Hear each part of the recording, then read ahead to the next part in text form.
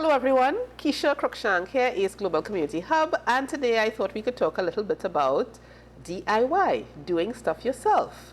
For those of you that know me for some time know that I'm pretty light-hearted and I like to have fun, and it is for that reason that I thought that today's video could take the form of some DIY fun facts. Are you ready? Let's go. So here's the first fun fact for you.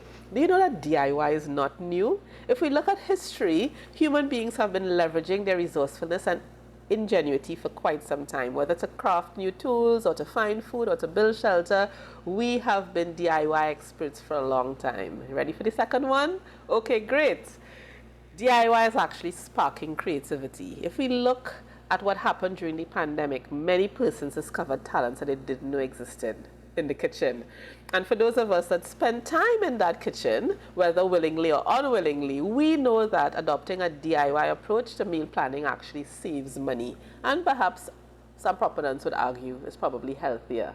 Okay, so DIY sparks creativity. And here's a third one for you. Technology is actually fostering DIY. So the maker culture really fostered a lot of electronics and app development. When I look at what's happening in the landscape, in the software landscape, it really warms my heart, because it means that so many people, so many citizens around the world are really putting their talents and their skills to use in a way that would lift businesses, in a way that would lift people. And if we look at what happened in the past, some of the services, some of the things we might have had to rely on an outsourced service, on a professional to provide it.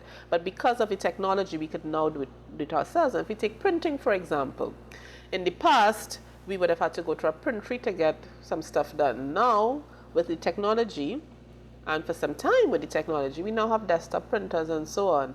You can easily get those resources done. Look at the proliferation of budget apps. If we're looking at the application to finance, in the past you might have had to rely on a professional to prepare one for you. Now the technology is facilitating some of those initial steps. And so that's a third fun fact for you. And here's a fourth one, very, very closely related to it.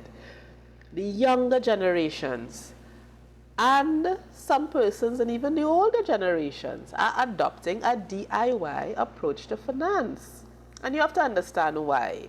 The international data is saying that 33% of persons are financially literate, which leaves 67% of persons all around the world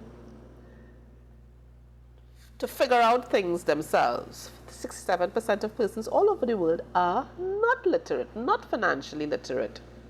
And so, with that increased trust to learn, to grow, persons recognizing that they have gaps, and the younger generations in particular being more independent, being more entrepreneurial, focusing on cost cutting, you find that there's this growing trend towards DIY finance. And it's really something that has engaged our own attention at ACE Global Community Hub, and we have been running a survey, and in fact we would love to hear from you, your own thoughts on the use of technology. Are you using it for gardening or for health or even for your finances?